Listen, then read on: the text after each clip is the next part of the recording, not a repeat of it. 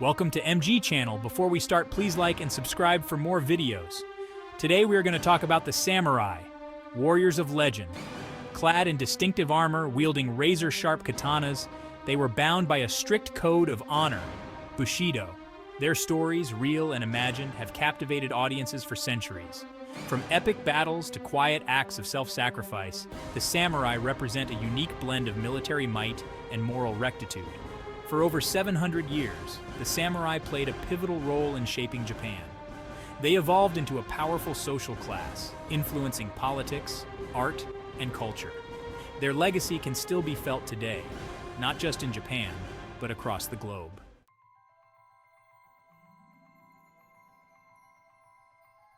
Our journey begins in ancient Japan, a land divided by warring clans and shifting alliances. From this chaotic backdrop emerged the samurai, initially serving as provincial warriors for wealthy landowners. These early samurai were skilled horsemen and swordsmen, entrusted with protecting their lord's lands and enforcing his will. As Japan transitioned from a period of fragmented rule towards a more unified state, the samurai's power and prestige grew in tandem. Theirs is a story of courage, discipline, and unwavering loyalty values that resonate even in the modern age. By understanding the samurai, we gain a deeper appreciation not only for Japanese history, but also for the enduring power of human ideals in the face of a changing world. To understand the samurai, we must first journey back to the Heian period, from 794 to 1185. During this era, Japanese society underwent a significant transformation. The imperial court, centered in Kyoto, held sway over the land, but its grip on power was far from absolute. As the central government's influence waned in the outer provinces, local lords began to assert their autonomy. Faced with banditry, rebellion, and disputes with neighboring domains, these lords needed protection.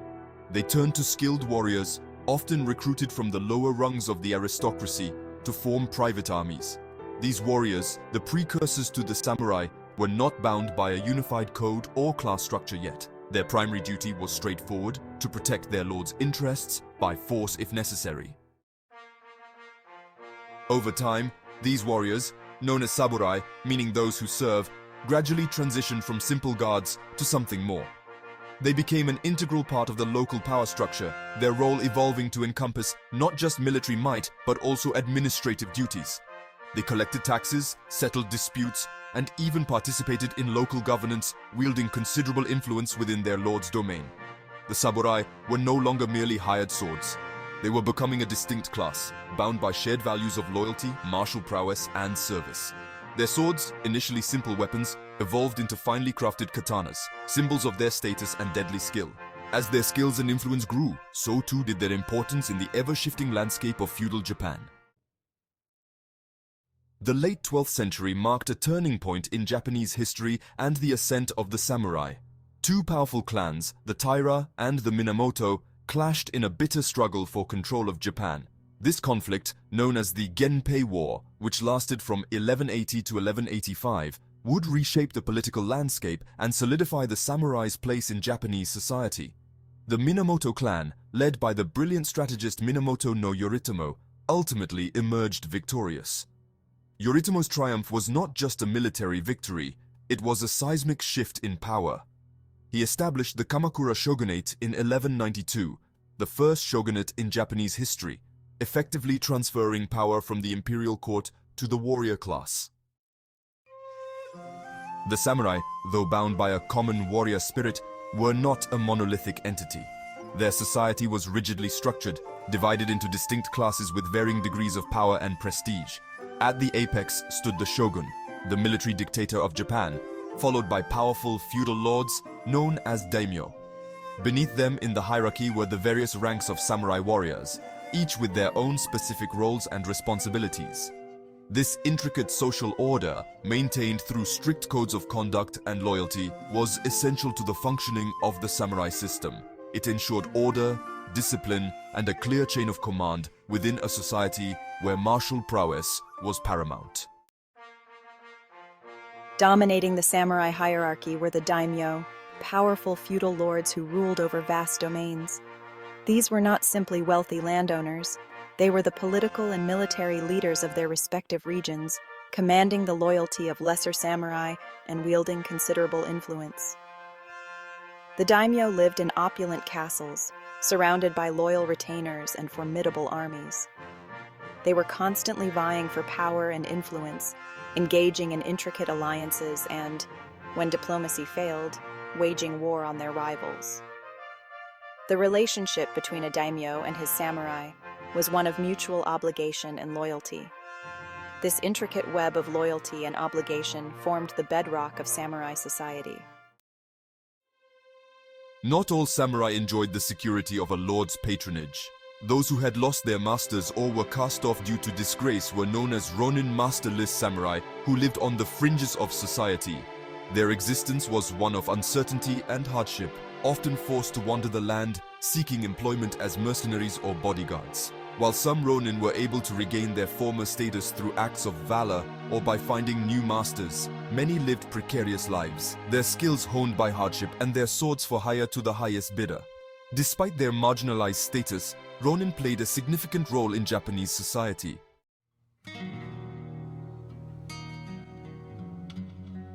Bushido, literally the way of the warrior, was the moral code that governed the lives of the samurai.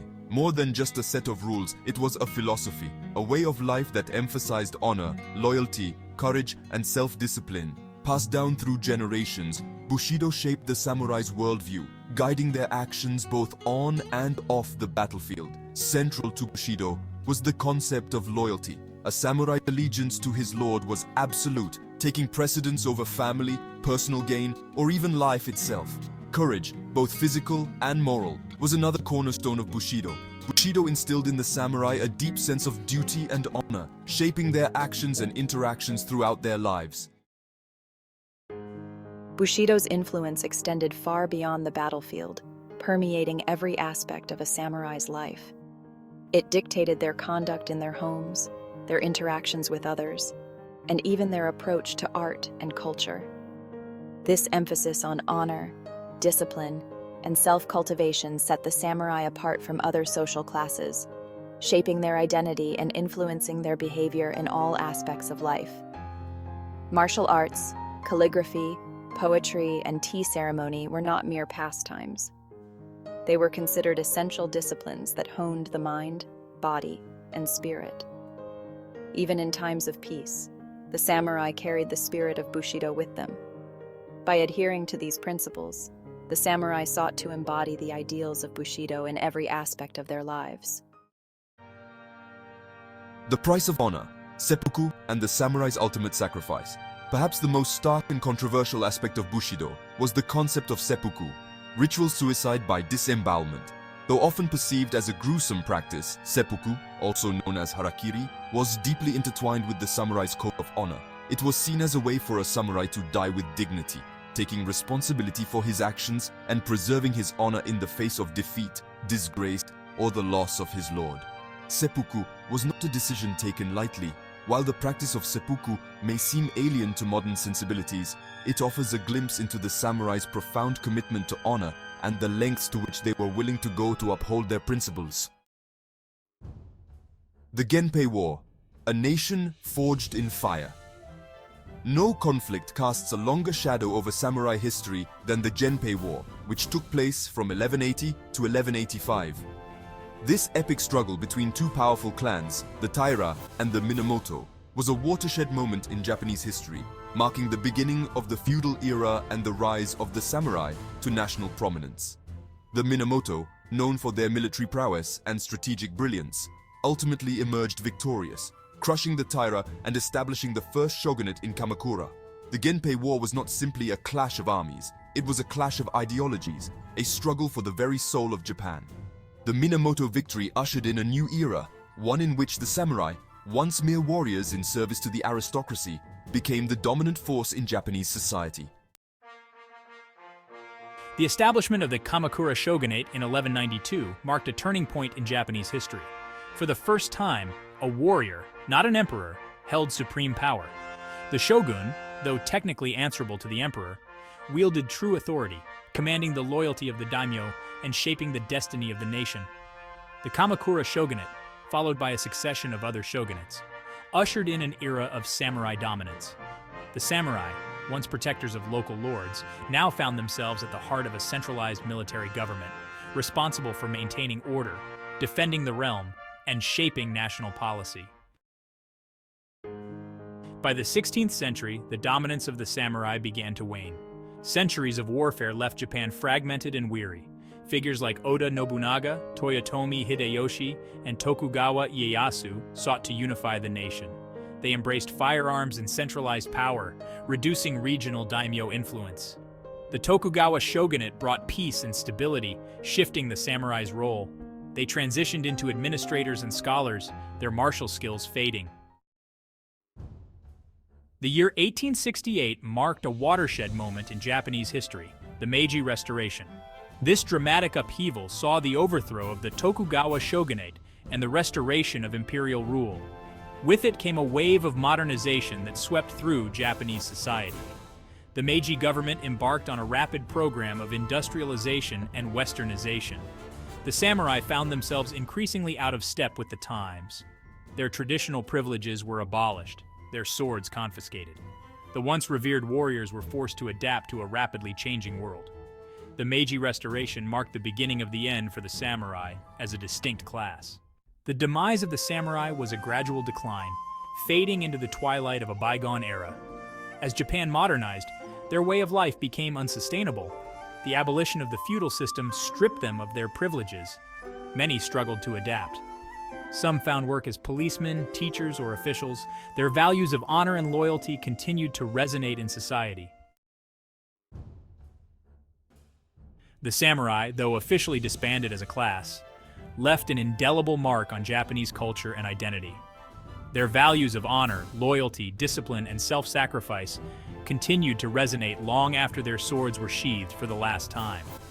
These ideals found expression in various aspects of Japanese society, from the martial arts like Kendo and Aikido, which emphasized discipline and self-mastery, to the business world, where companies adopted hierarchical structures and emphasized loyalty and hard work. The samurai ethos, with its focus on duty, honor, and striving for excellence, permeated Japanese society, shaping its values and influencing its worldview. Even in the modern era, the samurai continued to capture the imagination, their stories inspiring countless books, films, and works of art.